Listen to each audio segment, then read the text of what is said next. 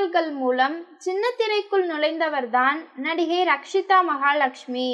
இதனைத் தொடர்ந்து பிரபல தொலைக்காட்சியில் ஒளிபரப்பான மெகா சீரியல்களில் கதாநாயகியாக நடித்து வந்தார். பின்னர் பிக் பாஸ் வாய்ப்பு கிடைத்தது. அதிலும் முக்கிய போட்டியாளர்களில் ஒருவராக இருந்தார். தற்போது வெள்ளித்திரை பக்கம் சென்ற ரக்ஷிதா மகாலட்சுமி தாறுமாறாக கவர்ச்சியை காட்டி வருகிறார். இவர் நடிப்பில் வெளியான ஃபயர் திரைப்படம் ரசிகர்கள் மத்தியில் பெரிய விமர்சனத்தை பெற்றிருந்தது. இந்த நிலையில் சமூக வலைதளங்களில் ஆக்டிவாக இருக்கும் ரக்ஷிதா புதிய படத்தில் கமிட் ஆகி நடித்து வருகிறார்.